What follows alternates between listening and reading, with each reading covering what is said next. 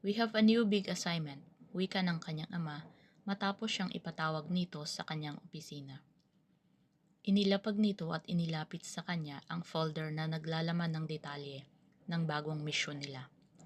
Kinuha at pinasadahan niya ng basa ang laman ng folder. Benavides Empire Corporation? What about this company, Dad? Wika niya habang nakakunot noo. Alam ko malinis ang record ng company na to. Led Gabriel Benavides of BEC is the target of Junk Syndicate. Based on report, Mr. Benavides turned down their proposal to be their partner on the shipment of herbal medicines. He conducted a background investigation to this group and found out that this group is one of the big-time supplier of drugs in the Philippines and also involved in human trafficking. Big time nga, may human trafficking pa. Tatango-tango ang ulo habang nakalagay ang kamay sa may baba at nakaarko ang hintuturo sa taas ng labi. Wari ba ay ini-imagine ang bawat detalye na binabanggit. Yes, binebenta nila ang mga babae sa kasa para maging sex slave. Now, I want you to take charge on this mission. Buo ang tiwala na tura ng kanyang ama kay Crin. So what's the plan? We are collaborating with the National Government Bureau and we are commanded to take charge on this mission. You need to be an undercover to protect the CEO against the Junk Syndicate habang gumagawa at naglalatag ng plano kung paano mahuhulog sa kamay natin ang malaking sindikato na yan. He also added, the CEO's life is in danger and we need to do our best to protect him hanggat hindi pa matibay ang evidences natin. For sure babalikan siya ng Junk Brothers. Dinampot niya ang folder at muli itong pinasadahan. Paglipat niya sa sumunod na pahina ay napako ang tingin niya sa litrano ng CEO ng BEC. Nice deep brown eyes with a pair of thick brows. Prominente din ang ilong nito at manipis ang labi. Nahinto sa labi nito ang kanyang paningin. Pinkish ang kulay nito at parang ang lambot. Ay, teka, landi ka te. Naiiling na lang siya sa tumakbo sa isip niya.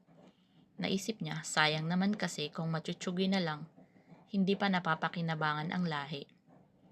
Tinunghayan niya ito ulit nang marinig na tupikhim ang daddy niya at bumalik ang ulirat niya. Mamaya na lang ulit siya magpapantasya. Mission muna, girl. Sige, Dad. Bubuuin ko ang team ko para sa mission na to. I will give you updates sa development ng mga plano before execution. Seryosong tura nito. Tumayo na ako at sumaludo. Akmang tatalikod na ako nang tawagin muli ng aking ama. Crin. Yes, Dad? Lingon niya dito. Mag-iingat ka, anak. Napakabigat ng misyon na to. Kung ako ang tatanungin, ayokong ibigay sa iyo ang misyon na to. Pero ikaw lang ang alam ko na makakagawa nito, anak. Nabanaag ang pag-aalala nito para sa kanya. Don't worry, Dad. I had the best trainer and mentor, remember? I've learned from the best of the best. Don't you forget that. Nilapitan niya ito at niyakap. Will take care of myself, Daddy. I promise. Buo at ganito pa rin kadyosa na uuwi ang anak mo para sambahin ng mga aliping sa gigilid. Ngisin niya rito at hinalikan sa noo. Dinampot niya ang folder at lumabas na. Naiiling na natatawa ang ama sa kalokohan ng anak niya. Napaka-jolly ng personality nito at napaka-boyish. Kung siya ang tatanungin, hindi niya gusto na maging agent ito. Pero siya mismo ang nagpakita ng interes at gustong matutunan ang pagiging agent. Napakabilis nito. Natutunan ang lahat ng tinuturo niya dito. Naalala niya nang tinuruan niya ito ng martial arts. Namangha siya sa galing at bilis nitong matuto. Hanggang sa pati siya ay pinatutumba na nito at nahihirapan ng manalo. Sa kanilang dalawang magkapatid, ang panganay niyang lalaki ay naging isang doktor at si Crin naman ang ginusto na sumunod sa yapak niya. Nagtapos si Crin ng kursong psychology at nagagamit ang pinag-aralan sa pagpo-profile ng kanilang subject. Hi Crisanta, tignan mo ang anak mo. Lumaking brusko pero napakabait at napakaganda na katulad mo. Malungkot na tura ng ama habang tinatanaw ang pinto na nilabasan ng anak. Agad nagpatawag ng meeting si Crin sa magiging team niya sa hahawak sa misyon. Kailangan niyang piliin ang mga bubuo dito dahil hindi basta-basta ang pagsasakatuparan nito. Mirales, meeting at 1300 hours today. See you all at the conference room. Wika niya sa agent na tumatayong assistant niya at siya ring matalik na kaibigan nito. Affirmative, Commander, sagot nito na sumaludo sa kanya at mabilis din na kumilos paalis para sabihan ang buong team. Muli niyang sinulyapan ang litrato ng magiging subject niya at mataman itong pinag-aralan. Mukha itong Greek god ng sinaunang panahon. Ang mga balikat nito ay malalapad na bumagay pa sa height nito, napapasa maging atleta sa tangkad. Palagay niya ay nasa 5'11 to 6 feet ito. Mukhang istrikto ang mukha at nakakatunaw kung tumitig ang mga mata nito. Marahil kailangan kong higpitan ang garter ng panty ko. Pagkaharap ko to. Baka kasi bigla na lang humulagpos at malaglag. Pinilig niya ang ulo at inilipat sa ibang pahina ang binabasa. Baka kung saan pa mapunta ang pag-iisip niya. Naningkit naman sa galit ang mga mata niya nang mapasadahan ng basa ang profile ng Junk Syndicate. Malawak ang impluensya ng mga ito at malalaking tao ang mga protector ng kanilang organization. Pinasadahan niya ng tingin ang mga litrato na nakakabit dito. Merong mga babaeng sapilit ang binibenta matapos mapaniwala at pangakuan ng magandang trabaho sa Manila. Dito na tuluyang nasisira ang buhay nila dahil pinapagamit ng drugs ang mga ito bago ipagamit sa mga parokyano. Hindi ko namalayan na humigpit ang hawak ko sa folder dahil halos malamukos na ang papel nito. Shete, pinabasa ko palang nang gigigil na ako. Lalong umigting ang mga panga niya nang makita naman ang litrato ng mga musmus na bata na binibenta sa mga matatandang foreigners. Sa palagay niya ay nasa 13 o 14 na taon lamang ito na batang babae. Habang inaabot sa foreigner, ay umiiyak ito at tila nagmamakaawa ang itsura. Napapikit siya ng mariin, ngunit agad ding napadilat nang bumukas ang pinto ng conference at nagsidatingan na ang team niya. Okay team, let's start the briefing, panimula niya. Chapter 2, Led's POV. You're fired! Naghuhurumintadong sigaw ni Led Benavides sa kanyang executive assistant. Gigil niya pang inihagis ang mga folders dito habang nanginginig sa takot na nagligpit ng gamit ang EA at naglakad takbo palabas ng opisina. Lahat ng mga empleyado ay halos ibaon ang mga ulo sa kanilang mga cubicle at baka sila pa ang mapagbalingan ng kanilang amo.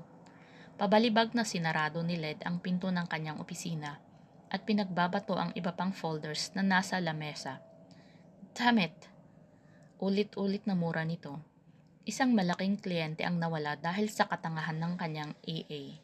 Nakalimutan nitong ilagay sa schedule niya ang meeting presentation dito, dahilan para magalit ang may-ari nito at umatras sa deal. Stupid!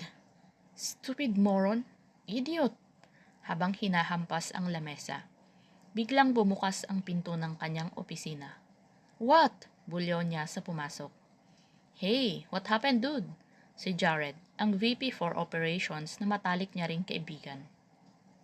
Easy man, pati ako parang gusto mong lamunin ng buo ah. Got no times for joke man, damn it, ang laki nang nawala sa atin dahil sa isang malaking katangahan. Chill lang uy, this is not yet the end of the world, okay? Kumalma ka nga. Marami pa namang naka-lined up na pwede nating makuhang clients. Binagsak nito ang sarili paupo sa sofa at nag-cross legs. Ang kamay nito ay pinag-cross sa kanyang dibdib. Kung ako sa'yo bro, hayaan mo na, nangyari na eh. Humugot ng malalim na buntong hininga ito. Nga pala, have you read the report about the Junk Group? Yung pinapa-background check ko sa private investigator. Pag-iiba ni Led sa usapan, ngunit hindi pa rin nawawala ang bad trip nito. Yup, have you informed the authorities about this? Baka balikan ka ng mga yon, mahirap na. Actually, napaisip din ako na kumontak na ng otoridad tungkol dito. Pero nagdadalawang isip ako dahil hindi ko alam baka hawak din ng junk yung mga makakausap ko at lalo ko lang ikakapahamak. Sa bagay, napakalawak ng impluensya ng mga lokong yun. Kailangan mong magdoble ingat. Mas mabuti nang maging maingat kaysa ang mabigla ka na lang na nasa bingit ka na ng kamatayan. Kung gusto mo, alarmahin na natin ang tropa para kung sakali. Seryoso nitong sabi. Ang tropa na tinutukoy ay ang organisasyon nilang kinakabibilangan. Hindi ko na nga rin sana maaalala pero kasi recently, feeling ko may mga matang laging nagmamasid sa akin. Hindi ko alam, wala akong nakikitang mismong tao pero iba ang pakiramdam ko na parang laging may nakamasid. Nasabihan ko na sila pero sabi ko ay standby lang at nakikiramdam pa ako. Baka naman isa lang iyan sa mga babaeng niloko at pinaiyak mo, dude. Naku po, lagot ka na. Sabay tawa ng malakas. Kagi, wala akong niloloko. Bago ako pumatol, nililinaw ko sa kanila na walang attachment at commitment. Hindi ako gaya mo, lover boy. Sinipa niya ito at umupo sa katabing sofa. Hoy, pero seryoso. Magdoble ingat ka, lalo at malaking mga siraulo pa lang mga kuneho na yon. Kumuha ka kaya ng bodyguards. Sambit nito habang hinihimas ang binting sinipa ni Led. Ayoko, dude. Kaya ako naman ang sarili ko. I'm a black belter. Alam mo yan. At may magagawa ba ang pagiging black belter mo kapag bala na ng baril ang harap mo at isang katerba ang sumugod sa'yo, aber? Angil nito sa kaibigan. Napaisip din siya. May point. Malaking point actually. Pag-isipan ko, dude. Pero sa ngayon, tinitimbang ko pa ang sitwasyon. Ikaw ang bahala pero maging alerto ka lalo at nasa labas ka. Sige na, layas na ako. May meeting pa ako ng 2 p.m. Tsaka maghahanap pa ako ng date para hindi kasing boring ng buhay mo ang buhay ko. Pang-aasar na sambit nito habang humahalakhak. Sira ulo. Binato niya ito ng ballpen habang tumatakbo palabas ng pinto. Crin's POV. Ilang araw na siyang nagmamanman sa BEC at sinusundan si Led. Kumukuha din siya ng iba pang impormasyon sa mga empleyado sa paminsan-minsan niyang pagtatanong. Naulinigan niya ang pag-uusap ng dalawang babaeng empleyado na papasok ng building after bumili ng lunch. Naku, buti na lang talaga. At gwapo yang si Sir. Kung hindi, matagal na rin akong nag-resign dito sa totoo lang. Wika ng isang babae. Naka-pencil cut skirt ito na above the knee at naka-blouse ng pink na hakab sa katawan. Nakasuot din ito ng 3 inches heels. Morena ito, makinis ang balat at katamtaman ang taas. Ibang klaseng magalit, no? Grabe, nakakailang executive assistant na siya sa loob lang ng 2 buwan. Walang nagtatagal sa kanya. Kung itatransfer ako sa EA niya, hindi ko alam kung kakayanin ko, girl. Sambit nito habang kumukumpas-kumpas pa ang kamay nito. Medyo chubby ito pero maputi at makinis din ang kutis. Oo, sa sungit ba naman nun eh. Maski ako, ewan ko na lang. Nahihirapan na ang HR sa kanya kakahanap ng EA. Iiling-iling nitong wika. Hindi iyong kasungitan niya ang ibig kong sabihin na hindi ko kakayanin. Yung charm niya, girl, turan nito at sabay silang parang kinikilig ng kasama nito. Lumapit ako sa dalawang babae. Hi, pwedeng magtanong? Yes, medyo nakataas ang isang kilay na wika ng morenang babae. Naghahanap kasi ako ng work. Pasensya na hindi ko man sinasadya pero narinig ko kasi na may opening dito sa company nyo. Gusto ko sanang mag-apply as executive assistant. Pinasadahan siya ng tingin ng dalawang babae at nagtinginan. Ay, perfect ka, girl. Samahan ka namin sa HR. May resume ka ba? Naku, wala eh. Nagbabaka sakali lang muna sana ako. Napakamot niyang turan. Naku girl, kapag ganyan ka ng ganyan, baka lamunin ka ng buo ng CEO. Ayaw nun nang hindi prepared. Napatawang wika ng chubby na babae. Hoy, ano ka ba? Baka mag-back out yan. Para hindi na rin tayo nahihirapan saluhin yung naiwang trabaho ni Gracie. Wika ng morenang babae. Tara, samahan ka na namin sa HR. Ano pala pangalan mo? Mir, nautal kong wika. Shucks, hindi pala ako handa. Let's go! At pumasok na sila sa elevator. Dinala siya ng mga ito sa HR at ipinakiusap sa head nito. Nilinga niya ang paningin sa kabuuan ng opisina. Maayos at parang mga subsob sa trabaho ang mga empleyado. Bumukas ang pinto ng isang silid na marahil ay opisina ng head ng HR at iniluwa ang isang babae na halos nasa 40s na ang edad. Pinag-aralan niya ang itsura at pinoprofile ang personality nito. Mukha naman itong professional. Naka-blazer ito ng itim na may panloob na puting kamison. Naka-slacks at naka-heels din ito. Kagyat itong umumiti nang tumingin sa dako niya. Good afternoon. Are you the one that Miss De Vera and Miss Kansa are referring to? The one who wanted to apply as executive assistant? By the way, I'm Miss Del Mondo, the head of the HR department. Malumanay at nakangiti nitong turan at kinamayan siya. Let's come inside my office. Good afternoon. Yes, ma'am. I'm Mir Di Gracia. I just actually overheard that your company is in need of an EA to the CEO, and it's a good timing that I am also looking for a job. That's why I approached and asked them. That being said, it is also the reason why I cannot hand any CV or resume to you as of the moment. But rest assured that I can send it to your email the soonest possible time or hand it tomorrow here at your office, first thing in the morning. Mahabang turan niya habang naglalakad papasok ng opisina nito. Pakitang gilas lang, te. Please have a seat, Miss De Gracia. I will be very honest. I'm impressed with your communication skills. But yes, I still need to see your credentials and your CV so I can submit it to the CEO and schedule you for an interview. I just would like to let you know that CEO YGB is not easy to handle. Sobrang short-tempered at parang bumubuga ng apoy kapag may mali o hindi nagawa na naiutos niya. Mas mabuti nang properly oriented ka para handa ka at hindi ka na masyak kung sakaling makita mo ang side niya na to. Now, are you still willing to apply? Paninigurado nito pagkatapos ng kanyang revelasyon tungkol sa boss. Yes, ma'am.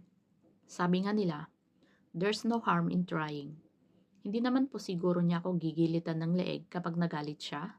Nakangiti kong turan dito. That I cannot assure you. Sagot nito habang pinipigil ang tawa at naaaliw sa sinabi niya. I think I can handle him, ma'am. Dahil alam ko naman po na hindi nakakamatay ang bulyawan.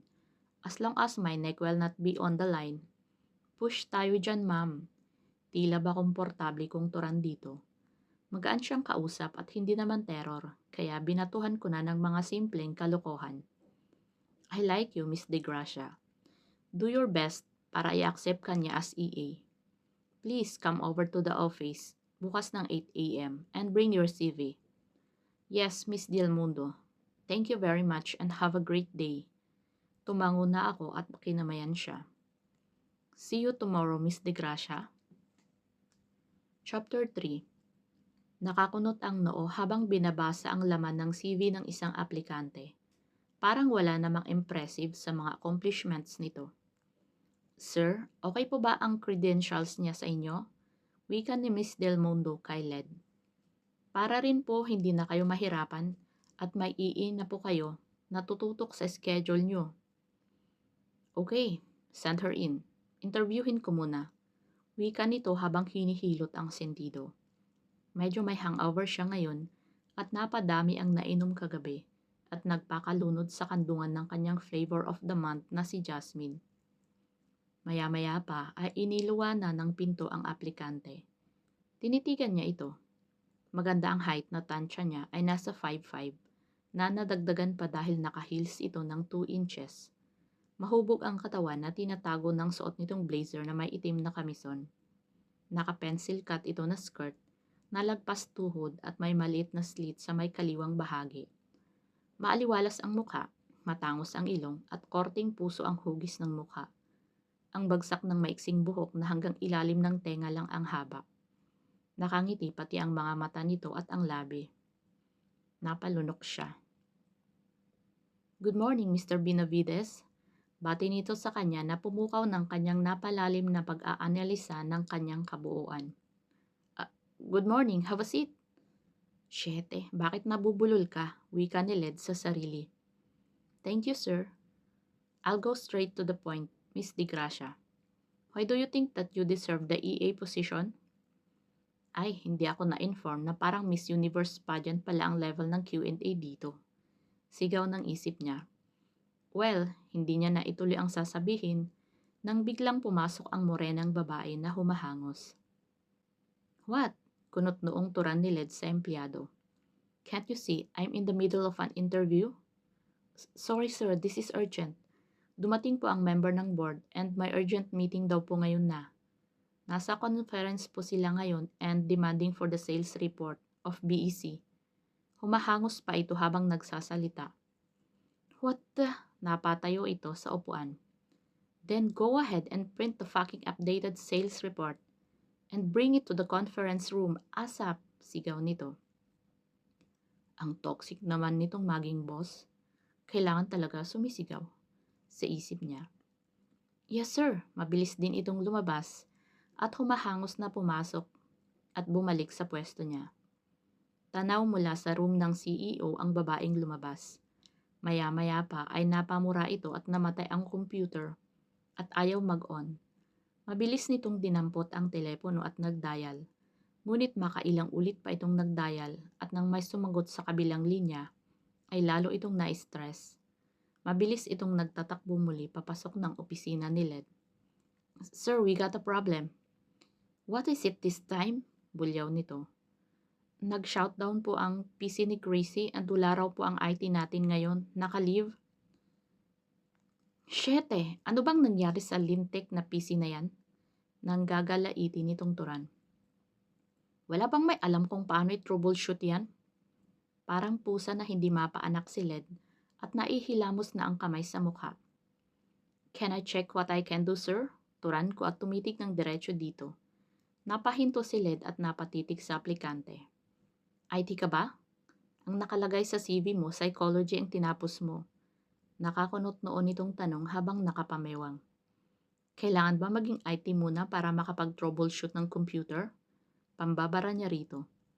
Mas okay na siguro na itry kesa naman maghintay tayo rito sa wala at para kayong pusa na hindi mapaanak. Hindi na pinansin ni Led ang sarkastiko nitong Turan. Sige, go ahead and see what you can do about it.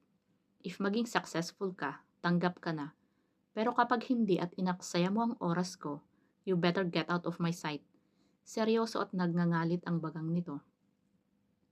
I think you better go to the conference room, sir. Isusunod ko na lang ang files once na print na.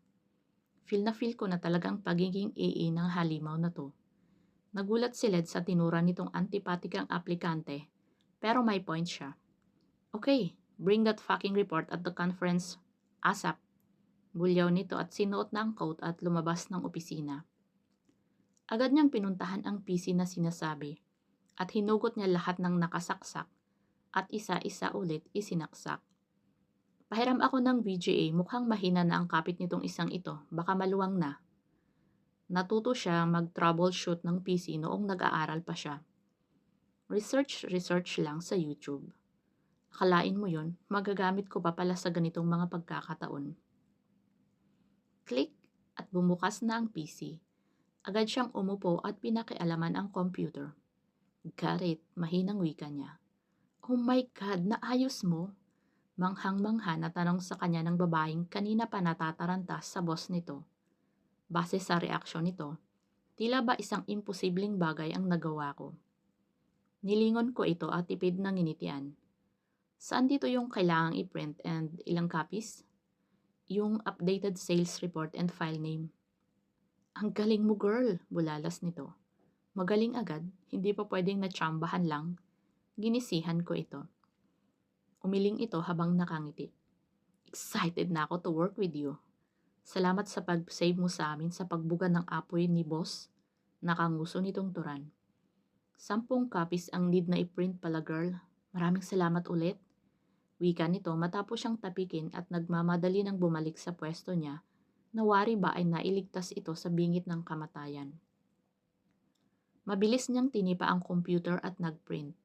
Hinanda na rin ni Eve ang mga folders. Siya iyong morenang babae at yung chubby naman ay si Christine. Maya-maya ay tumunog ang intercom at nagkukumahog na tinakbo ito ni Eve. Yes sir, sagot nito. Where the hell is the report I'm asking for? Dumadagondong ang boses nito at kita ko ang panginginig ng kamay ni Eve habang nakapindot sa intercom. Lumapit ako kay Eve at ako na ang nagsalita sa intercom sa kalmadong boses. I'm on my way to the conference room, Mr. Benavides. Sabay end sa call nito. Naiwang nakaawang ang labi ni Eve habang nakatingin sa mukha niya. Nang matapos kong ayusin ang mga documents ay nilapitan ko muli si Eve. Saan ang conference room, Eve? Doon ang conference room sa dulong kaliwa ng hall. Sagot naman nito na halata pa rin ang kaba. Tinapik ko ito sa balikat at nginitian. Humigit muna ako ng malalim na buntong hininga bago marahan na naglakad papunta sa direksyon na tinuro ni Eve. Chapter 4. At sino naman ang nag-report niyan? Dumadagundong na tila kidlat ang boses ni Led hanggang sa labas ng conference room. Iho, calm down. We just need the report. Iyon ang magpapatunay na mali ang nakarating sa amin. That email will be checked by our IT para matrace kung sino ang nag-send nito and its location. Wika ng isa pang ka-meeting nila. Kumatok si Mir at pumasok sa conference room. Yumuko at bumati ng mahina. Dumiretso siya at isa-isang binigyan ng kopya ng report ang board. Oh, is she your new EA Led? Pakilala mo naman kami. Matiim na nakatingin si Yul Geronimo sa kanya. The certified babaero. Kahit poste na lagyan ng palda ay papatusin nito. Napatimbagang si Led. By the way, this is my new executive assistant, Miss Mir de Gracia. What a lovely name. That is, bagay sa iyo, Miss de Gracia. Tumayo ito at kinamayan siya at nginitian ng napakatamis. Nice to meet you. Pinisil nito ang kamay niya bago bitawan. May papisil-pisil ka pa ng kamay, sarap mong tadyakan. Mukha kang vampira na matagal nang nahimlay, espasol. Nangangati ang kamay ni Corinne na ibalibag ang kaharap. Pasalamat na lang itong tukmol na to at nagtitimpi siya. Pinilit niyang ngumiti. Nice to meet you too, sir.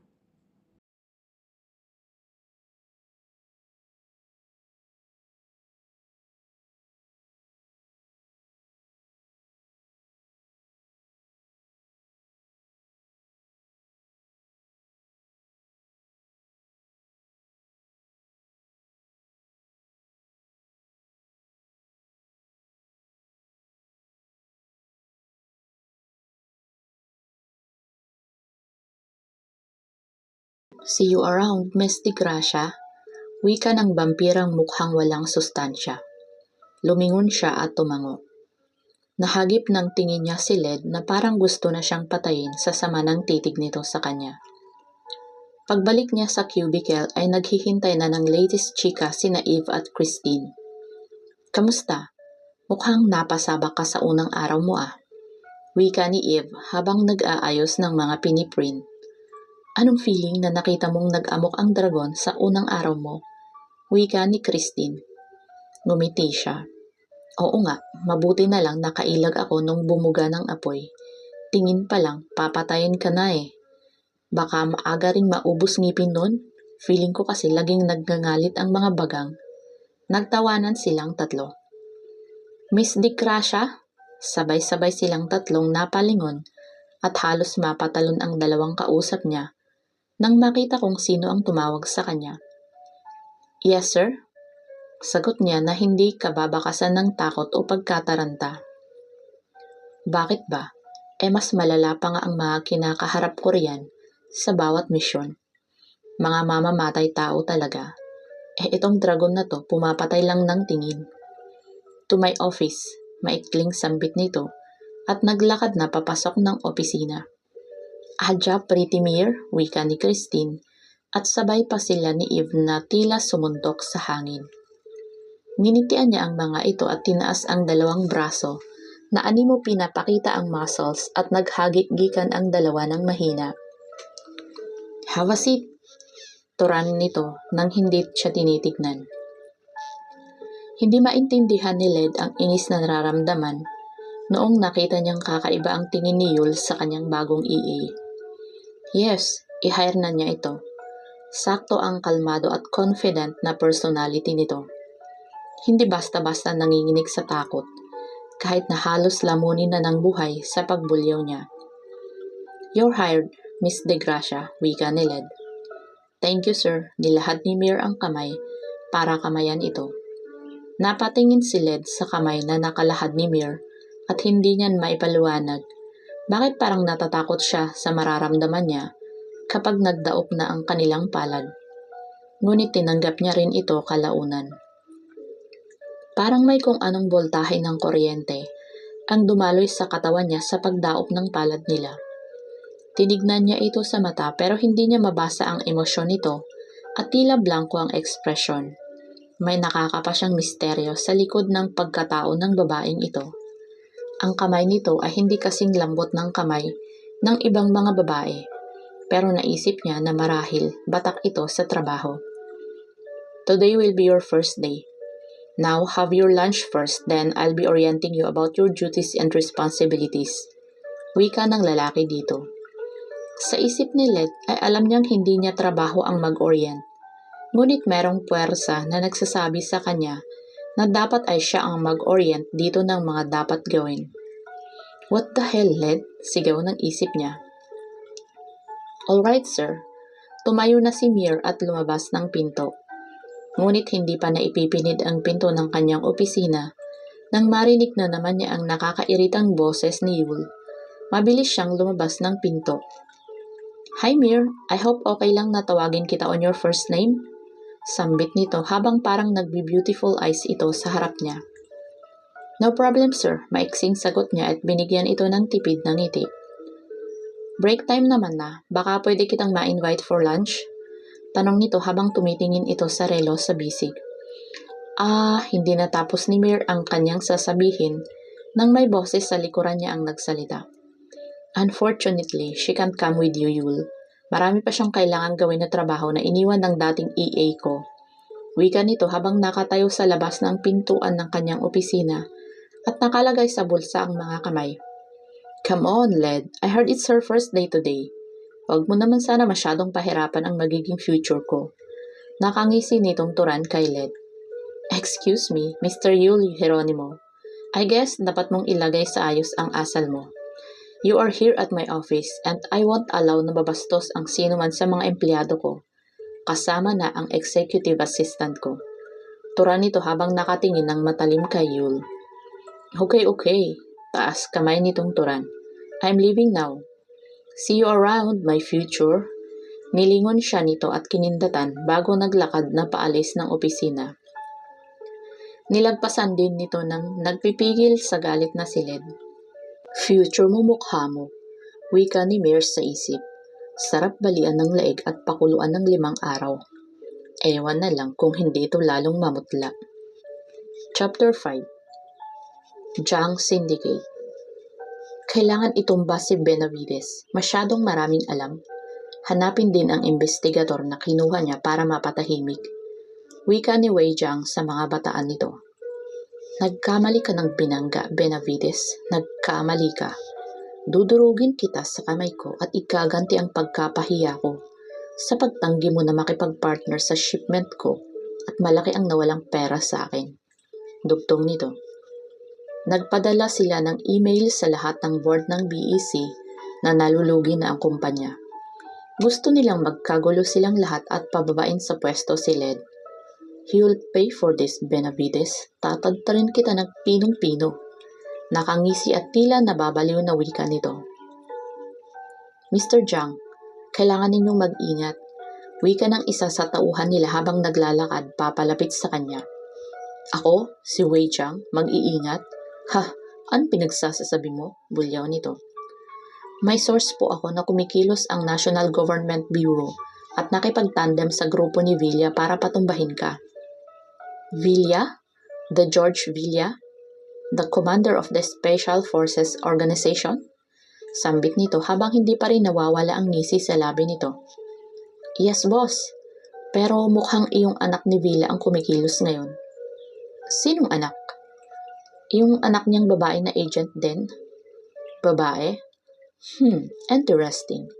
Maganda ba yan? Baka naman makuha sa pagromansa bago natin ibaon sa lupa. Sabay humalakhak ito na parang nababaliw. Matinik yun, boss. Siyang nagpatumba sa 13 gang at sa grupo nila sa Smutnik. Sarap, nakaka-challenge. Ngayon pa lang na-excite na ako kung paano ko tatanggalin ang tinik niya at pagsawaan. Walang tayuan, walang pahinga, haha. Hanggang sa magmakaawa na lang siyang patayin siya. Kapag sawa na ako, bahala na kayo pagpasapasahan bago nyo pagpira-pirasuhin at itapon sa iba't ibang parte ng Pilipinas. Sambit nito habang pinagkikiskis ang dalawang palad at nakalabas ang dila na animo demonyo na nasasapian. Anong plano kay Benavides, boss? Padalhan ninyo ng regalo para naman ma-surprise. Humalakhak ito ng malakas at dinampot ang baril. Tinutok sa may pader na may nakadikit na litrato ni Led. Inasinta ito at pinaputukan. Bullseye sa mukha ni Led at para itong baliw na tuwang-tuwa. Humanda ka, Led Benavides. Sabik na akong paglaruan ka sa palad ko. Sisiguraduhin kong mahihirapan ka muna bago ka malagutan ng hininga. Ngingisi-ngisi nitong turan. Boss, handa na raw ang pag-transport ng mga babae papunta sa kasa. Sige, siguraduhin walang bulilyaso pa sa pag-transport ng mga babaeng yan. Naiintindihan ninyo? May isang nagtangak tumakas pero nahuli rin naman. Hindi na po ito mauulit, tugon nito sa bayo ko. Patayin ang tatakas. Hindi pwedeng may makatakas at baka matiklo pa tayo. Pati negosyo natin. Mga gago, galit na bulyaw nito. Yes, boss. Lumayas na kayo sa harap ko bago ko pa kayo pagbabarilin isa-isa. Mga tarantado kayo. Itinumba nito ang lamesa sa harap at tinadyakan ang upuan. Siya namang dating ng isang lalaki. Bakit ka na naman nagwawala riyan, Shorty Wei? Wika nito habang nakapamulsa. Shorty means younger brother in Chinese. Buwisit kasi ang mga tauhan natin. Mga walang silbi.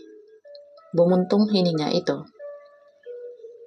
Kumikilos daw ang National Government Bureau at nakipag-partner pa raw sa Special Forces Organization para itumba tayo. Yung anak daw ni Villa ang tumatrabaho ng kaso. Unahan na kaya natin. Itumba na natin iyon para mawala na sa landas natin. Nanlilisik ang mga mata nitong sumbong sa kapatid. No, unahin na lang muna si Benavides. Huwag mong pag-aksayahan ng panahon ang grupo ni Villa. May kislap sa mga mata nito ngunit mabilis ding nabura. Mir's POV. Napapitlag siya nang biglang tumunog ang intercom sa harap niya. Mir, wika nito sa baritonong boses. Yes, sir. Shete, nautal ako. Bakit iba ang dating ng pangalan ko sa pagbigkas niya? First time nitong tinawag siya sa first name. Kadalasan ay Miss De Gracia ang tawag nito sa kanya. May gulay, pangalan pa lang yan ha. Paano na lang kapag Han or Babe pa yan? Napapailing na lang siya. Miss De Gracia, are you still there? I said, come to my office now. Naiirita na ang boses nito. Oh loko, pantasya ka pa girl. Yes sir, coming. Pagpasok niya ay nakakunot noo itong nakatingin sa kanya. Yes sir, bakit po? Summarize these reports. I need it tomorrow morning. Gagamitin ko yan sa meeting with Mr. Campo. Inabot ang halos isang dangkal na folders. May site visit din tayo sa hapon. Isasama kita sa Ilocos para sa ocular natin sa possible na bagsakan ng container van natin doon. Magdala ka ng damit dahil baka kinabukasan na ng hapon tayo makabalik. Sumandal ito sa swivel chair at pumikit habang hinihilot ang pagitan ng mga mata nito. Noted, sir. Tinitigan niya ito at naaawat dahil tila pagod na ito. Sa 2 linggo niya rito ay nakita niya kung gaano ka-hectic ang schedule nito at kabi-kabila ang meetings. Gusto niyo po ng coffee, sir? Alok niya rito. Dumilat ito at nagtama ang tingin nilang dalawa. Yes, please. Thank you. Tumitig ito sa kanya at na tila binabasa ang mga mata niya. May haplos sa binata ang pag-alok dito ng dalaga. Pero hindi nito mabasa ang nasa isip ni Mir dahil blanko ang ekspresyon nito. Napako ang mata ni Led sa mukha ng dalaga at bumaba sa labi. Parang ang sarap kuyumusin ng halik. Damn Led, ano ba yung naiisip mo? Baka kulang ka lang sa dilig dahil busy ka nitong mga nakaraang araw. Sermon ng binata sa sarili. He thought that maybe it's high time for him to take a break at naisipan na tawagan mamaya si Jasmine. Here's your coffee, sir. Lalabas na po ako para matapos ko po ang report. May iuutos pa po kayo? Wika nito na nakasalikop ang kamay sa may tiyan. Wala na. Thank you. Tumalikod na ang dalaga at naglakas palabas. Akmang babalik na siya sa kanyang binabasang dokumento nang mapapitlag sa paghinto nito sa may pinto sabay lingon sa kanya. What? Kunot noong tanong ni Led. Nakakapangit po ang stress, sir. Kalma-kalma lang po tayo. Ngumiti ito, pati ang mga mata nito ay nakangiti rin at dumiretso na sa paglabas. Naiwan siyang nakanganga at nakatingin sa pinto kung saan ito lumabas. Maya-maya pa'y naiiling na lang siya at napangiti. What the? Kinikilig ka ba, Led? No, sigaw ng isip niya at ipinilig ang ulo. Mir, hindi ka pa ba uuwi? 5 p.m. na oh. Wika ni Eve sa kanya habang nagliligpit na ng gamit at nagpapatay ng computer. Kain tayo ng dinner, Mir. Food trip tayo. Nakakapagod ang araw na to. Kailangang magpagpag.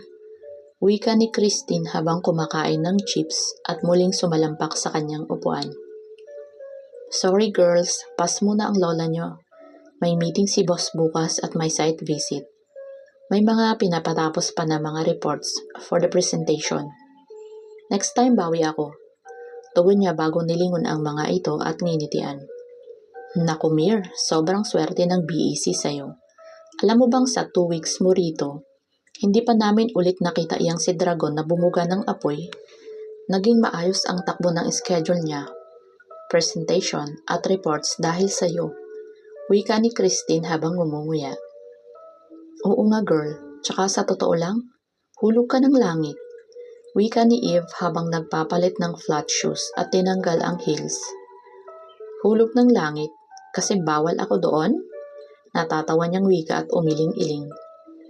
Sige na girls, mag-iingat kayo sa pag-uwi. Pagtataboy niya sa mga ito. Sige girl, ingat ka rin mamaya, huwag kang magpapagabi.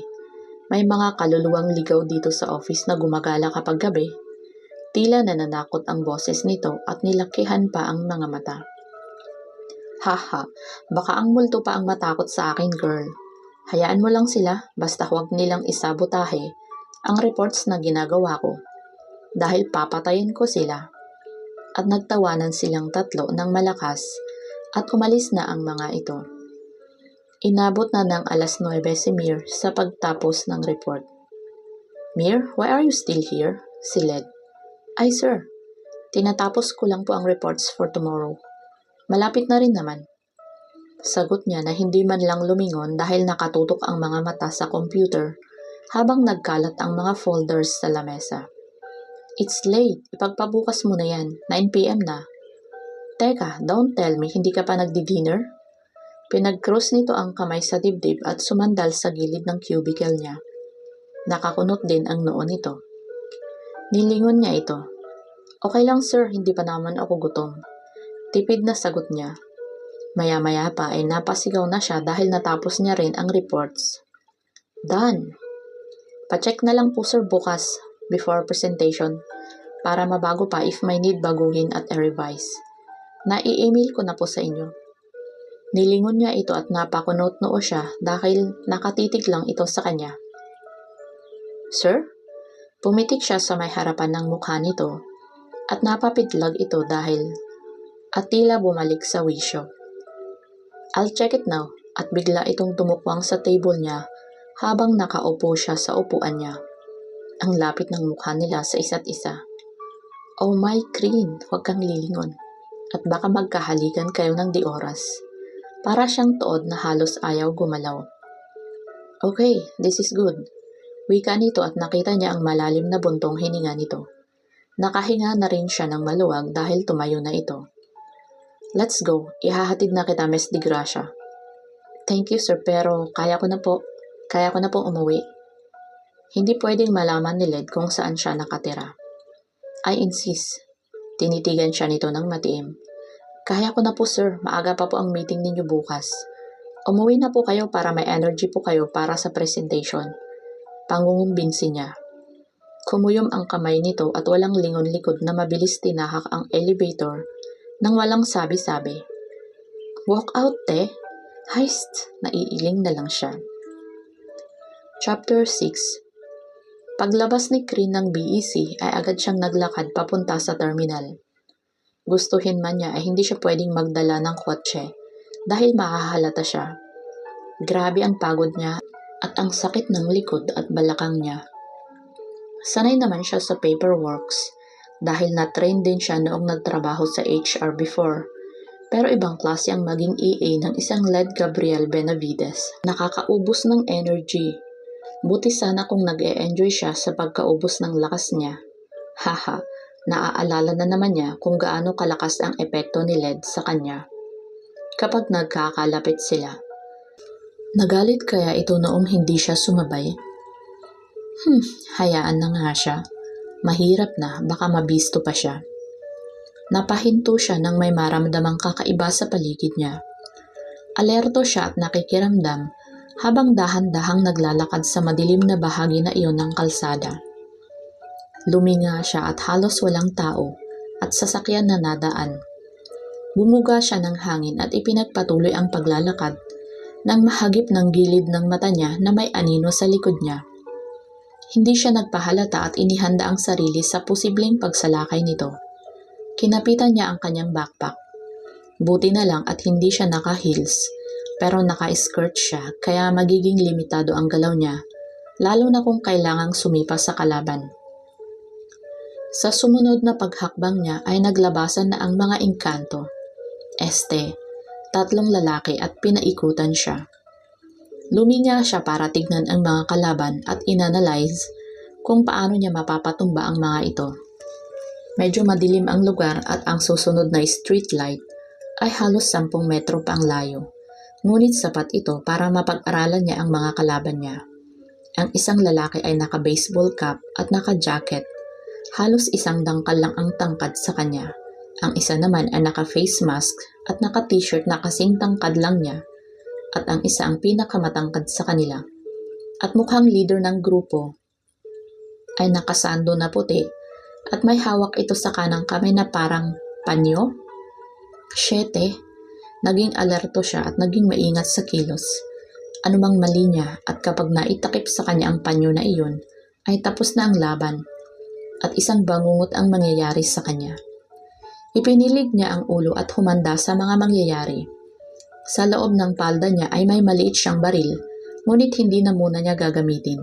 Kapag nagkagipita na lang. Binunot niya sa bulsa ang 2 malaking singsing. For fashion habang nakikipagsagupaan. Siyempre hindi, haha. Para mas masakit at may impact ang pagtama ng suntok. Mukhang sanay sa basag ulo ang mga ito. Hi miss, gusto mo bang sumama ng maayos sa amin? Para hindi ka na masaktan. Mabilis lang naman to eh. Parang ang sarap mo, magaling ka bang gumiling? Nakangising wika ng naka-baseball cap.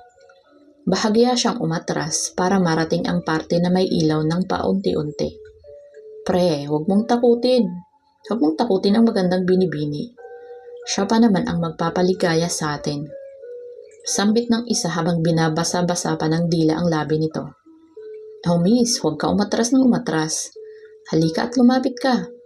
Hindi ka masasaktan kung hindi ka papalag. Paliligayahin ka pa namin. Tila asong ulol ito na parang naglalaway. Ayokong lumapit, patamad niyang wika. Huminto siya at diretsyo silang tinignan habang mahigpit ang hawak sa backpack niya. Uy pare, ayaw daw. Medyo hard to get? Hiyan ang gusto ko. Bakit ayaw mong lumapit baby? Wika ng isa. Kasi baka paglamayan kayo. Mahinahon niyang turan. Ganitong pagod na pagod ang beauty niya nang gigigil talaga siya sa mga hudyong ito.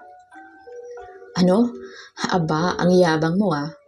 Unang sumugod ang naka-baseball cap at sasakalin siya sa leeg. Mabilis ang naging kilos niya at ibinato sa mukha nito ang backpack at hinuli ang pulsuhan nito at pinilipit hanggang mapaluhod. Agad niya itong tinuhod sa mukha at sumadsad sa kalsada. Hinawakan naman siya ng naka-t-shirt na lalaki sa buhok at hinaklit ito dahil nakatalikod siya rito. Hinawakan niya ng mahigpit ang kamay nito na nasa buhok niya. Yumukod siya at umikot hanggang makakuha ng buwelo at binigyan ito ng uppercut. Napabitoy ito at mabilis niyang tinadyakan ng ubod lakas, right straight to his manhood, dahilan para gumulong ito sa sobrang sakit. Nagulat siya nang biglang may sumuntok sa kanya. Tinamaan siya sa may malapit sa labi at nalasahan niya ang dugo. Pinunasan niya ito at sinalubong ang pagsugod ng leader ng grupo. "Gago ka ah, ang tapang mo. Humanda ka sa akin, babalian kita ng buto." Wika ng lalaki habang pasugod ito. Naiwasan niya ang pagsuntok nito, ngunit tinamaan siya sa sikmura ng sumunod na suntok, dahilan para matumba siya sa may damuhan na bahagi ng kalsada. Agad itong dumamba sa ibabaw niya. Itinaas ang palda niya hanggang bewang. Mabuti na lang at naka-cycling shorts siya at hindi nito napansin ang baril sa belt na nakaikot sa hita niya at dinaganan siya habang ang kamay niya ay hawak nito sa magkabilang gilid. "Syete, kinakalawang ka na, Krin," sigaw ng isip niya habang tinitignan ang demonyo na nasa ibabaw niya. "Haha, ano miss matapang? Hindi ka uubra sa akin." Akma itong hahalikan siya na parang naglalaway na ulol na aso at iniiwas niya ang mukha niya. Naamoy niya ang mabahong hininga nito na parang imburnal. Syete, halos bumaliktad ang sikmura niya. "Alam mo, kung hindi ka busy, try mo mag-toothbrush." Gigil niyang turan. Inangat niya ang balakang niya dahilan para ma-outbalance ang lalaki at binitiwan ang kamay niya. Sinamantala niya ang pagkakataon sa pagluwag ng pagkakadaga nito at itinaas ang dalawang paa niya. Ang isang paa ay naiwan sa may kilikili nito at ang kaliwang paa ay umakyat hanggang sa ulo nito at inipit ang braso hanggang sa mabali ito. Crack! Kay sarap sa tenga. Nagsisigaw ito sa sakit. Agad siyang bumangon at sinipa ito sa mukha dahilan para mawalan ito ng malay. Mabilis siyang tumayo at pinagpagan ang sarili. Inayos ang palda at kinuha ang backpack niya at nilinga ang mga ungas sa paligid niya. Namimilipit ang mga ito sa sakit. Tandaan ninyo ang mukhang ito. Pipiliin ninyo ang gagaguhin nyo. Kung hindi, paglalamayan talaga kayo. Turan niya bago tuluyang lumakad patungo sa direksyon na papunta sa terminal. Syete, parang namamaga ang nasuntok na parte sa may labi ko. Chapter 7. "Halamir, anong nangyari sa mukha mo?" Bakas ang pag-aalala sa mukha ni Christine at nilapitan siya at sinipat ang mukha niya na may pasa at putok ang gilid na bahagi ng labi sa may kanan. Wala, nabangga lang." Tatanga-tanga minsan, sagot niya at ngumiti, ngunit nawala ang ngiti nang maramdaman ang sakit ng mabanat ang sugat nito. "Oh my God! Mir, ano yan? Binugbog ka ng jowa mo?" "Hiwalayan mo na yan," singit ni Eve. "Loka, OA ka girl." "Jowa ka riyan, wala nga ako nun." "Actually, meron kasing nangyari kagabi nung umuwi ako. Nakasalubong ako ng mga loko sa daan." Bulong niyang sambit. "Ano?" Sabay panawika ng dalawa ng napakalakas. "Anong meron at napakaingay niyo?" Wika ng baritonong boses ni Led at sabay-sabay silang napalingon. Agad kumunot ang noo ni Led nang makita ang mukha niya at tumutok ito sa pisngi niya na may pasa at putok na labi. "Miss De Gracia, come to my office and let's discuss about the summary of reports." At tumalikod na papasok sa opisina. "Yes sir," agad na talima niya. Kinabahan siya bigla. "Here's the printed report sir." Nilapag niya ang folder sa table nito. Nakaupo ito sa kaliwang bahagi ng lamesa at nakahalukip-kip. "What happened to your face, Mir?" Madilim ang pagkakatitig nito sa kanya. Parang may nag-uunahang na daga sa dibdib niya. Ewan ba niya kung bakit kinakabahan siya sa paraan ng pagtitik nito. Parang nagtitimpi ng galit na anumang oras ay sasabog. Wala po ito sir. Nagkaroon lang ng konting accident." Hindi niya natapos ang sasabihin nang hilahin siya nito palapit. "Ang sabi ko, ano ang nangyari?" Dumagundong ang boses nito sa buong opisina at mahigpit ang hawak sa braso niya. Gumiwi siya dahil sa higpit ng hawak nito sa braso niya na naramdaman naman yata nito dahil binitiwan siya. Pero isang dangkal lang ang layo nila sa isa't isa. May nasalubong lang ho akong mga salbahe kagabi noong pauwi ako." Yumuko siya. Tila hindi niya kayang salubungin ang nag-aapoy na tingin nito na anumang oras ay tutubok sa kanya. "Damn it!" mura nito. Sinabi ko na kasing ihatid na kita, ang tigas ng ulo mo. Gumagalaw-galaw ang panga nito na parang gustong manuntok. Tumayo ito at muli siyang hinila, palapit at marahas na bumuntong hininga. Buti at walang masamang nangyari sa'yo. Itinaas nito ang mukha niya pero kagyat ding nawala ang emosyon na iyon at nagsalita ulit. Kapag nagkataon, cargo de konsensya pa kita. Mahinang wika nito at binitawan na siya. Ang sama ng ugali. Ikaw kaya black iron ko dyan. Damuho ka, bipolar. Harmentado ng isip niya. Sa inis niya ay agad siyang tumalikod at lumabas ng opisina nito nang walang paalam. Tunog ng intercom ang nagpaangat ng tingin ni Mir mula sa computer. Sir, walang gana nitong sagot sa kabilang linya. Get ready, maaga tayong aalis for Ilocos. Anong oras po? Sabay tingin niya sa relo sa bisig. 11 a.m. Sinipat niya muli ang relo. Anak ng putakte, 11:45 na. Baliw talagang halimaw na to. Dali-dali siyang nagligpit ng gamit at nag-save sa computer ng mga reports na ginawa. Kinuha niya ang USB at sinave ang mga reports na kailangan nila para magawa pa rin niya kahit nasa Ilocos sila. Maya-maya pa ay lumabas na si Led ng opisina. Let's go, Miss De Gracia, wika nito. Coming, patamad niyang wikang sagot. Dinampot na niya ang mga gamit at nagpaalam na kila Eve at Christine. Miss De Gracia, ibagay mo yung gamit mo kay Mang Jonas. Utos nito. Kaya ko na po sir, pagmamatigas niya. I said, give it to him or ihahagis ko lahat yung dala mo. Angil nito. Dali-dali naman niyang inabot ang dala niya kay Mang Jonas. Salamat po Mang Jonas. Wika niya rito at ngumiti naman ang matanda sa kanya at nauna na sa elevator. Tahimik sila habang pababa. Nabasag lamang ang katahimikan nang marating nila ang parking lot at nagsalita si Led. Salamat Mang Jonas, wika nito. Mag-ingat po kayo sa biyahe. Una na ho ako Sir and Mamir. Magalang na paalam nito sa kanila. Ngumiti siya rito at kumaway. Dadaan tayo sa bahay. May dadaanan lang akong papeles na pinapadala ni Dad. Wika nito nang hindi siya tinitignan. Tumango lang siya, naiinis pa rin siya dito. Nagulat na lang siya nang biglang dumukwang ito sa kanya at napapikit siya. Don't forget to fasten your seatbelt. Mahinang wika nito. Ramdam niya ang hininga nito sa mukha niya. Unti-unting iminulat niya ang mga mata niya. Nakita niya na nakataas ang sulok ng labi nito. Umalis din naman ito agad. What the hell, Crane? Nakakahiya ka. Anong feeling mo? Hahalikan ka? Ha? Pinaandar na nito ang kotse at agad nakarating sa kanilang bahay. Sinalubong sila ng mami ni Led na napakagiliw. Biglang lumatay ang lungkot sa kanya nang maalala ang kanyang ina na 3 taon nang namayapa. Iho, nice to see you. Napakabihira mo naman kasing dumalaw dito sa bahay. Niyakap nito ang binata at hinalikan naman ito ni Led sa noo. Oh, sino ang magandang dalaga na ito? Hindi nito naituloy ang sasabihin at lumatay ang pag-aalala sa mukha nito. Anong nangyari sa'yo, iha? Wika nito habang nakasapo sa kanyang dibdib at lumapit sa kanya at hinawakan ang magkabila niyang pisngi. Ma'am, meet Mir De Gracia, my executive assistant. Kasama ko siyang pupunta sa Ilocos para sa ocular ng site. Wika ni Led ngunit parang nakapako na ang mata ng ina kay Mir. Halika iha, may ointment ako sa loob, lagyan natin yan para hindi ma-infeksyon. What happened? Naaksidente ka ba or something? Hinila siya nito sa loob at napasunod na lang si Led.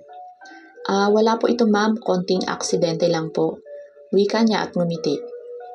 Pinaupo siya nito sa may dining area at pumasok saglit sa isa sa mga kwarto at agad din namang lumabas na may dala ng isang kit. Tinawag din nito ang kasambahay para kumuha ng yelo. Naalala niya ang mama niya, dati na ganito rin mag-alala sa kanya, lalo na at may nakikitang galos sa kanya. Nilukob siya ng pangungulila bigla sa kanyang ina. Hindi niya namalayan na tumulo na pala ang luha niya sa pag-aalala sa mama niya. Oh my, why are you crying, sweetheart? Hush, it's okay. Niyakap siya ni Mrs. Benavides.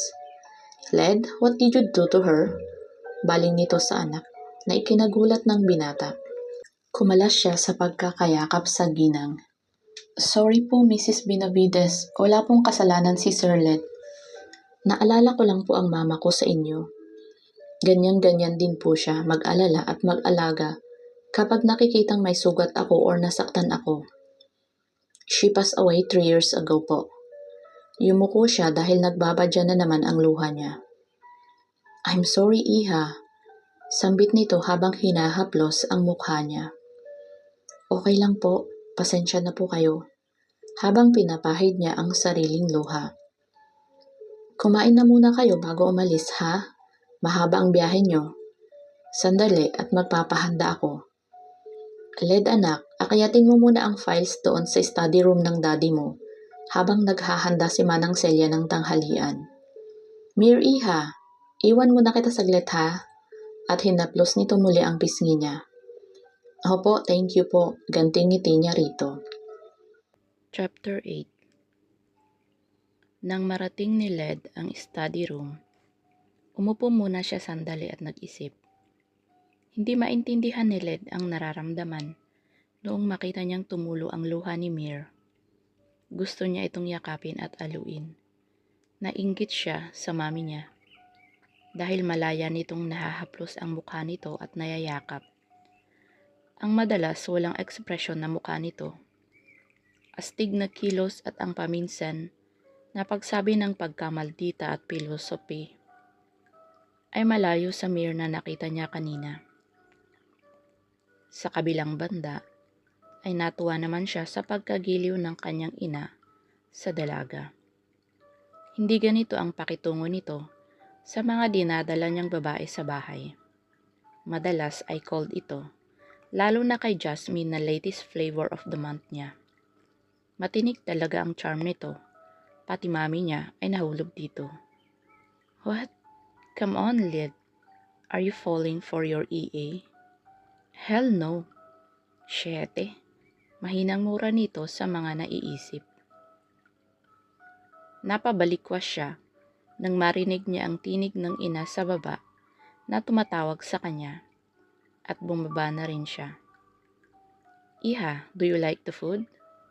What can you say? Specialty ko yung kare-kare. Opo, sobrang sarap ma'am. Pati po yung bagoong. May secret recipe po kayo rito ma'am? Wika niya na totoo naman na masarap talaga.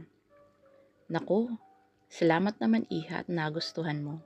Oo, may sekreto ako dyan para sumarap. Sambit nito sabay humagik-gik na tila ba kinikilig sa puri ng dalaga. Marunong ka bang magluto iha? Opo ma'am. Kailangan po matuto magluto. Kung hindi, mamamatay po ako sa gutom. Abot hanggang mata ang ngiti nito sa kanyang ina. Nagiliw naman sa kanya.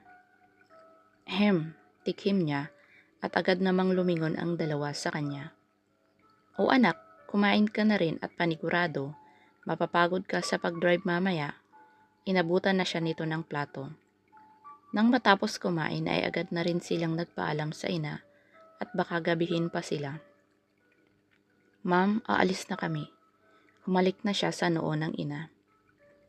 Mrs. Benavides, salamat po sa masarap na pagkain. Hey, wala yun iha. Sa susunod na pagbalik mo, ituturo ko sa iyo ang sikreto. Sambit nito at niyakap siya. O siya, mag-ingat kayong dalawa. Led anak, dahan-dahan sa pagmamaneho. Yes ma. Bagay kayo.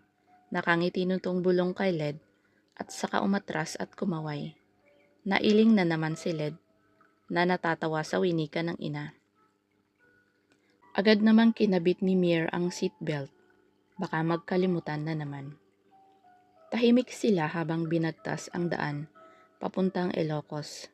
Dala na rin marahil ng pagod at ng kabusugan, hindi napansin ni Mir na nakatulog na pala siya. Naging pagkakataon ito para kay Led na mapagmasdan ng matagal ang dalaga. Parang baby itong matulog at bahagya pang nakaawang ang labi nito. Napalunok siya pagdako ng mata niya sa labi nito. Marahas siyang bumuntong hininga at tinutok ang mata sa daan. Nang nasa pagudpod na sila, ay naalimpungatan si Mir at nagising. Wala sa sariling nag-inat pa ito at naghikab. Nang bigla niyang maalala kung nasaan siya. Natutup niya ang bibig at lumingon sa dako ni Led. Ngumisi ito at bumulong. Beautiful sleepyhead. Sambit nito bago ibinalik ang mga mata sa pagdadrive. Shucks, ano ba naman yan, Crane? Mir, sakway ng isip niya. We're here, basag nito sa katahimikan. 4 na oras din ang naging biyahe nila. Ang sakit ng puwet niya at naiihi na siya. Bumaba na sila sa kotse. Agad nilang tinungo ang isang maliit na opisina at doon ay sinalubong sila ng may-ari ng lupa. Inilibot sila sa area na pwedeng paghintuan ng mga container van para sa North Luzon shipment. Agad naman silang nagkasundo at nagpirmahan ng kontrata. Ihing-ihi na talaga si Mir. Lumingali nga siya para maghanap ng CR. At kagyat na bumulong kay Led. Sir, maghahanap lang ako ng CR. Sasabog na pantog ko. Napaigtad si Led sa pagbulong na iyon ng EA niya. Narinig naman ito ng may-ari at tinawag ang katiwala nito. Jetro, ituro mo sa panauhin ang palikuran. Tawag nito sa binata na parang kaedad lang ni Mir. Opo, pagtalima nito. May paghangang nabanaag si Led sa mata nito nang tignan nito si Mir. Dito po tayo magandang binibini. Sambit nito at ngumiti naman ang dalaga dito. Malayo ba ang banyo dito? Kasi parang di na kaya ng pantog ko. Halos hindi na makangiting turan nito sa binata habang nakasapo sa puso niya. Malapit na po binibini. Ngumiti ito at huminto sa may dulo ng pasilyo. Agad siyang naglakad takbo papasok ng cubicle at nilabas ang sama ng loob. Ang pinigil na ihi. Paglabas niya ay nandoon at naghihintay pa rin si Jericho. Oh, nandito ka pa? Tanong niya. Lumingin ito at ngumiti habang kumakamot sa ulo. Baka ho kasi maligaw kayo? Sagot nito na alam naman niyang imposible dahil ilang metro lang ang layo nito sa opisina.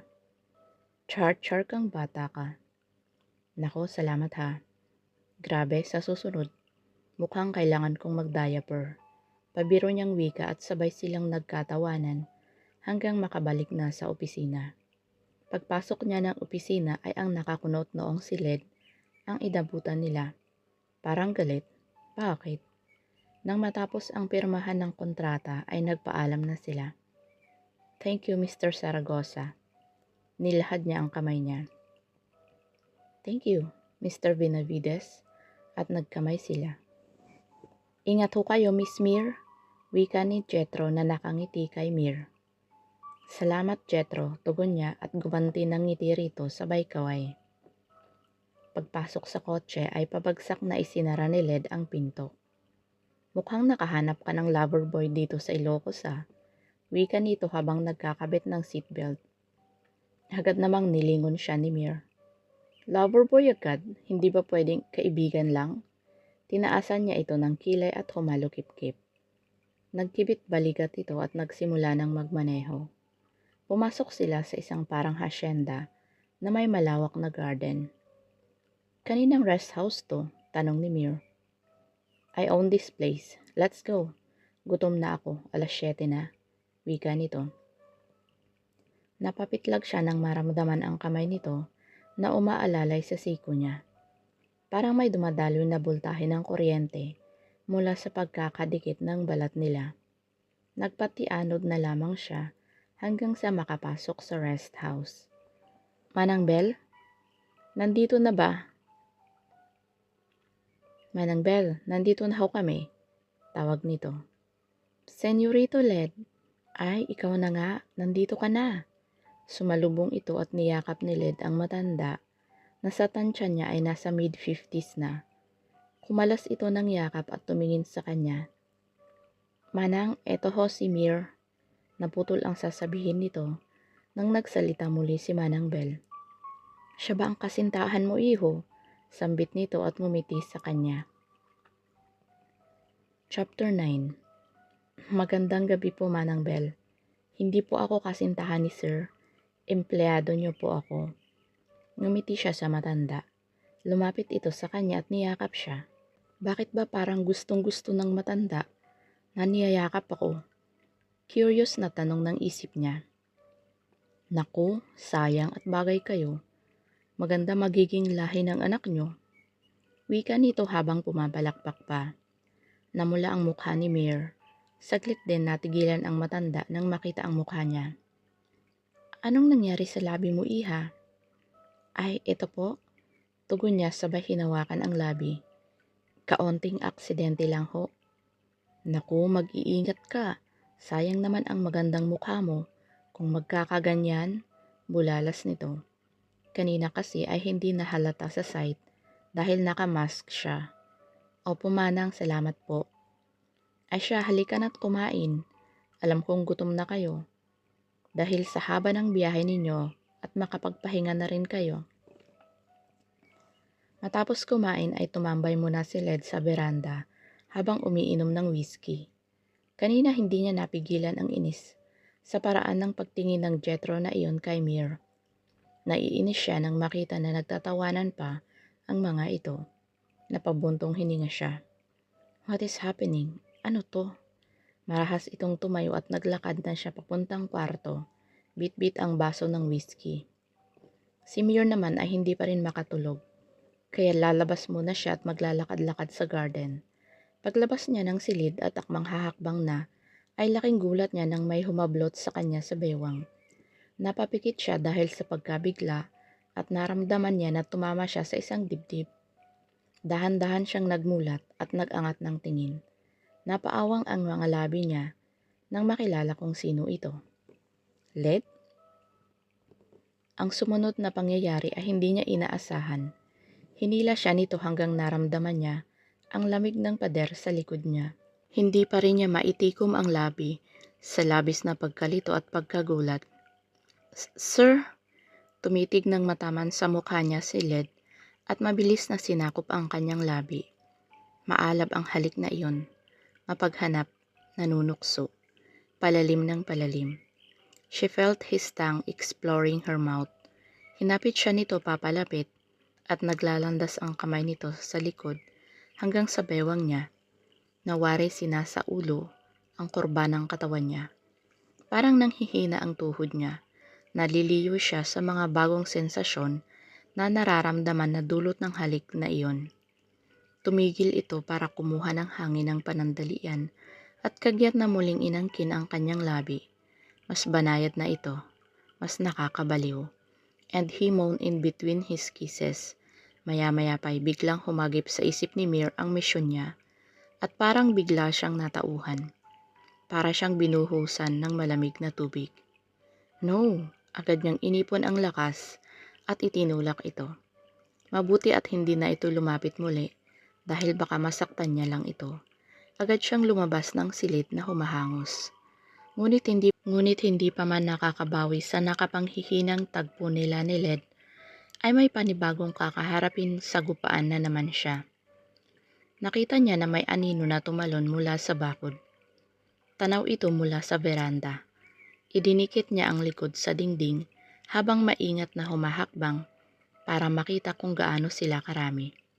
May dalawa pang papasok na nasa gate. 7. Kinapa niya ang baril sa hita niya. Mabuti na lang at hindi niya ito hinihiwalay sa katawan niya. Dahan-dahan siyang bumaba at maingat ang bawat kilos. Hindi pa niya tansyado kung gaano sila karami. Umikot siya sa may kusina at dumaan sa likod para makalabas ng garden. Nagmamasid sa dilim ang kanyang mga mata. Mabuti na lang at hindi stay and sila Manang Bell. At least si Led lang ang iisipin niya. 5 ang nakikita niyang nasa may garden at naghahanda nasa pagsalakay. Sana lang, huwag maisipan ni Led na lumabas ng kwarto. Mariin niyang ipinikit ang mga mata at muling nagmulat at bumuga ng hangin. Unti-unti siyang lumapit sa isang nakaitim na nagbabalak akyatin ang beranda gamit ang lupit. Sinipan niya ito sa binti, dahilan para mapaluhod ito. Pinulupot niya ang lubid sa leeg nito mula sa likod at tinakpan ang bibig nito para hindi makagawa ng ingay hanggang sa mawalan na ito ng malay. One down. Biglang may sumipas sa kanya na nagmula sa tagiliran. Mabilis niyang naiwasan ito at bumira siya ng isang roundhouse kick na tumama sa leeg nito. Natumba ito ngunit nakatayo din agad. May binunot ito sa likuran. Kutsilyo. Lalo siyang naalerto. Sumugod ito at inundayan siya ng saksak. Mabilis at maliksi ito. Bawat kilos nito ay naanalisa niya. Mahirap ng tamaan. Marami pang hindi napapatumba. Nang winasiwas nito ang kutsilyo, ay hindi niya inaasahan na iibahin nito ang direksyon at mabilis na inunday sa kanya. Mabuti at nakaatras siya ng konti, pero nadaplisan ang braso niya. Naramdaman niya ang paghiwa nito sa kanyang balat. Ang talas ng kutsilyo. Hinawakan niya ang braso at naramdaman ang pagtulo ng dugo mula roon. Nang sumunod na unday ng saksak nito, ay nahawakan ni Mir ang pulso nito. Inikot niya ang kamay nito sa direksyon, papunta dito at itinarak ang kutsilyo sa sarili nito. Sinipa niya ito sa binti at bumagsak. 2 down. Ilan pa? Lintik. Tumakbo siya sa main door. Andoon ang dalawa pa. Sabay ang dalawang sumugod.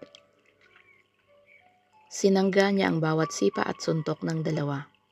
Napaigik siya nang tamaan siya ng sipa sa braso na may hiwa. Ngunit agad niyang hinawakan ang paa nito at hinila dahilan para makaladkad ito at ma-outbalance. Tumalon siya at dinaganan ito na nakaumang ang kanyang siko at bumaon sa sikmura nito.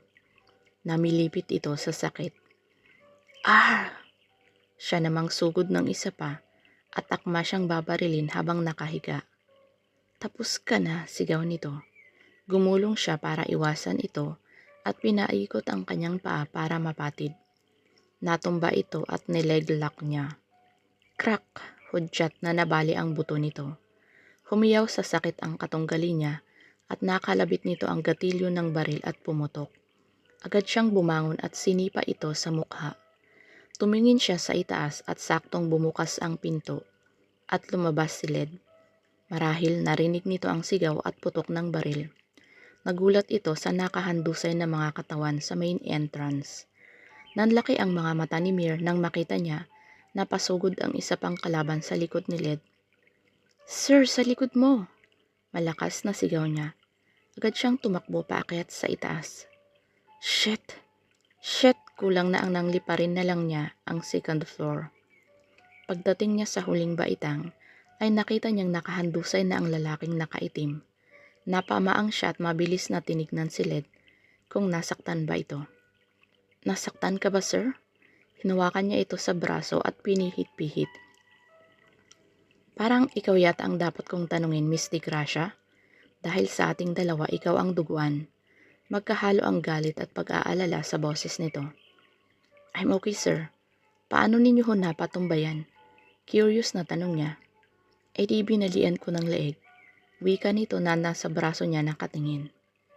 Eh ikaw, paano mo napatumba mga yan? Puno ng tanong ang mukha nito. Pagpihit niya ay namataan niya ang isa pang lalaki na paakyat sa veranda na gamit ang lubid ng nauna niyang nakalaban. Wala siyang sinayang na oras. Itinaas niya ang kanyang short at binunot ang baril, sabay itinutok sa kalaban at pinaputok. Sa noo ito tinamaan at diretsyong nahulog sa baba ng veranda. Halos napaawang ang labi ni Led sa nakita. Ano to? Naguguluhan na ako. Sino ba talagang babaeng to?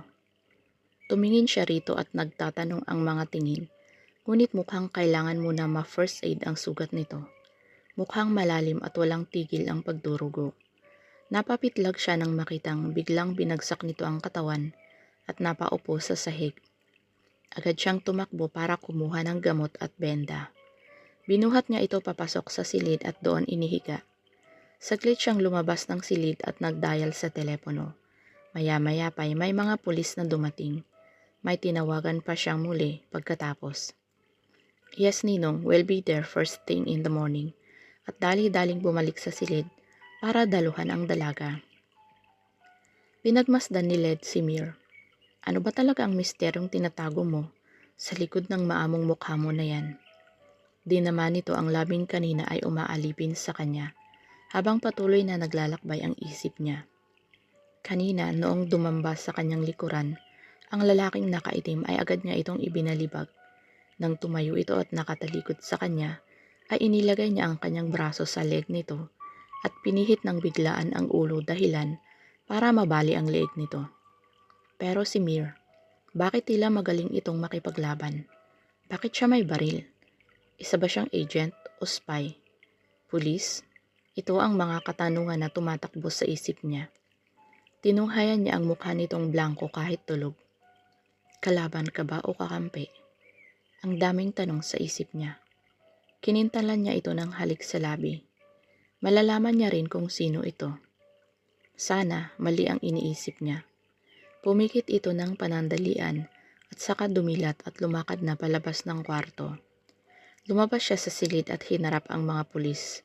Pinagdadampot lahat ang mga lalaking lumusob sa kanila at iimbestigahan. Thank you, Senior Inspector Magnaye. Balitaan ninyo na lang kami ng progress kapag kumanta na iyang mga yan. Wika ni Led at kinamayan ito. Chapter 10. Kinabukasan, sinag ng araw ang gumising kay Mir. Agad siyang napaaray nang matamaan ang sugat niya pagpihit niya. Aray! At biglang unti-unting bumalik ang ulirat niya. Napabalikwas siya at bumangon. Hinanap ng mata si Led. Syete! Nagmamadali siyang lumabas ng silid at sumilip sa baba. Wala ito. Nagmamadali siyang bumaba at nakahinga siya ng maluwag nang makita niya ito sa kusina, kasama si Manang Bel. O iha, kumusta ka? Naku, okay ka lang ba? Nag-aalala nitong wika. Opo Manang Bel, matipid niyang sagot at ngumiti. Naiilang siya sa tingin sa kanya ni Led. Alam niyang nagtatanong ito. Bahala na. Kumain ka na muna at magbihis ka pagkatapos. May pupuntahan tayo. Malumanay nitong turan habang tila ba tumatagos ang titig nito sa kanya. Hindi siya sumagot at umupo na lang sa hapag at nagsimulang kumain. Matapos ay umakyat na siya. Naligo at nagbihis. Nakatulugan na pala niya ang damit niya na puno ng dugo. Pagbaba niya ay naghihintay na si Led. Let's go. At napapitlag na naman siya nang alalayan siya nito sa siko hanggang sa makapasok siya ng kotse. Huminto sila at nagpark. Nang luminga siya ay nabasa sa building ang nakasulat na Hall of Justice of Ilocos. Habang iniikot ni Mir ang kanyang mata sa lugar, ay nakakita siya ng mga couples na kinakasal yata. Baka nagpa-civil wedding. Good morning.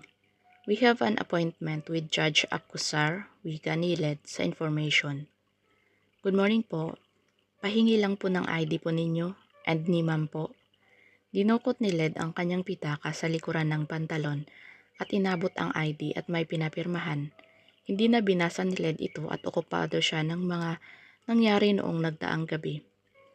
Inabot ng empleyado pabalik ang ID niya at umalis para si Mir naman ang pumalit. At inabot niya din ang ID dito.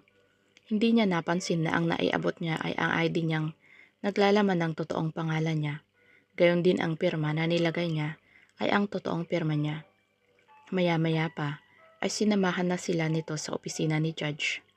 Thank you, wika ni Led sa babae. Welcome sir. Bakas ang kilig at parang may panghihinayang. Ang gwapo ni sir no? Wika ng babae ng kinikilig. Sorry ka na lang girl, taken na siya. Wika naman ng isa pang empleyado. Hay, siya, i-encode mo na yan para maiprint at mapapirmahan kay Judge at mapadala sa local civil registry at bumalik na lang ito sa trabaho. Good morning Ninong, pagbati ni Led sa Judge. Led iho, it's been a long time, lalo kang gumugwapo ah. Nagkamay silang dalawa. And who is this beautiful lady here iho? Buti at hindi kita ang sugat sa labi niya dahil nakamask siya. Pero napatigil ang mata nito sa benda niya sa kamay. What happened? Bumalik ng tingin kay Led. This is Mir de Gracia, Ninong. Napasok kami kagabi. Hindi pa namin kilala at kung ano ang motibo nila. Kaya Ninong magre-request po sana ako na if pwede, tulungan kami matutukan ang kaso. Wala ka bang nakabangga? Personal? Sa negosyo? Babae? Napatawa ng mahina ang judge sa huling sinabi nito.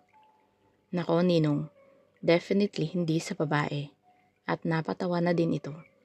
But I guess sa negosyo. Recently po kasi I turned down the proposal of the junk corp. Nagduda po kasi ako kaya nagpa-background check ako. Then I discovered na isa po silang malaking dealer ng drugs in the Philippines and also involved in human trafficking. Tatango-tango ang ninong nito. Malaking grupo ngayang nabangga mo. You better be extra careful. Hayaan mo magpapadala ako ng tao na tututok sa kaso. Don't worry, iho. I will help you all the way. We'll do our best to put them in jail, wika nito. Well, go ahead, Ninong. Luluwas na din po kami pabalik ng Manila. Marami pong salamat sa tulong. Kinamayan niya ito. My pleasure, iho. Salamat din sa pagdalaw ninyo. Mag-ingat kayo, Led. Ingatan mo ang nobya mo. At tinapik siya sa balikat. Nice to meet you, Judge. Employee niya po ako. At ngumiti ako at kinamayan din siya. Oh, I see. Sayang. You guys look good together. At kinindatan si Led. Hinatid sila nito hanggang sa labas. Pagbalik ni Judge ay inabot na ng sekretary nito ang lahat ng papeles na kailangan niyang pirmahan bago ipadala sa local civil registry. Na-check mo na ito lahat, Sandra? Wika nito habang binubuklat ang folder na for signature niya. Yes po, Judge. Dadalhin ko na din po para ma-file. Inabot ng Judge ang folder nang mapirmahan niya ito. Chapter 11. 2 linggo ang matulin na lumipas pagkatapos ng nangyari. Ang insidente sa Ilocos ay hindi na muli nila binuksan ni Led. Bigla niya rin naramdaman ang pag-iwas nito sa kanya. Hindi siya ipapatawag, hindi rin naman kailangan. Minsan maghapon hindi siya pinapatawag or minsan maghapon na wala sa opisina at bigla ipapakancel ang lahat ng meetings. Mir, may parcel para kay YGB. Wika ni Eve. Sabay abot ng isang envelope na selyado. Nilingon niya ito sandali bagong bumaling sa kanyang computer at nag-umpisang magtipa. Pakidiretso na lang sa office ni Boss Eve. Pasensya na, may nirarush ako. Thank you, pagsisinungaling niya. Ang totoo ay wala naman siyang masyadong ginagawa at mga reports lang para sa presentation. Ayaw lang talaga niyang pumasok sa loob at makita ito. Okay, sagot naman nito sa kanya at umikot na papunta sa opisina ni Led. Marahang katok sa pintuan niya ang nagpaangat ng ulo ni Led mula sa pagkakasubsob sa mga binabasang reports. Pumitlag ang puso niya nang makita ang pagpihit ng seradura at ang dahan-dahang pagbukas ng pinto. Ngunit nadismaya siya nang si Eve ang nakita niya at hindi si Mir. Mula nang makabalik sila from Ilocos, ay umiwas na siya rito. Hindi niya nagugustuhan ang nararamdaman niya sa tuwing nakikita niya ito. Nagpaimbestiga na rin siya para alamin ang katauhan nito at hinihintay pa ang impormasyon na makukuha sa kanyang private investigator. Sir, may parcel po kayo from the local civil registry. Wika ni Eve nang makapasok ito at inabot sa kanya ang sealed envelope. First, Miss De Gracia, bakit ikaw ang naghatid nito? Hindi na itago ang pagkadismaya sa boses na tanong niya. May ginagawa daw po kasi siya, kaya nakisuyo kung pwede ko pong iabot ng diretsyo sa inyo. Sagot nito na bakas ang kaba sa boses at kilos. Malayong malayo kay Mir, naniwalang emosyon, kahit bulyawan pa niya.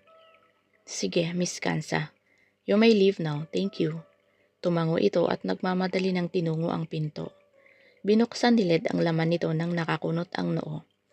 Hindi niya alam bakit at ano ang ipapadala ng local civil registry ng Ilocos na dokumento.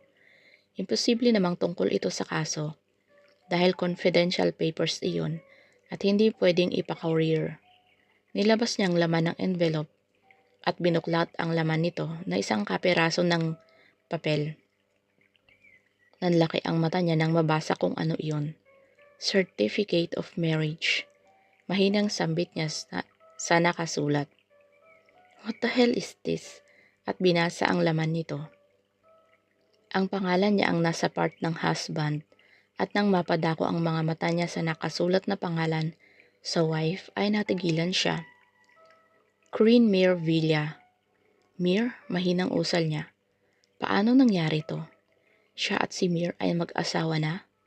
Si Mir nga ba ito?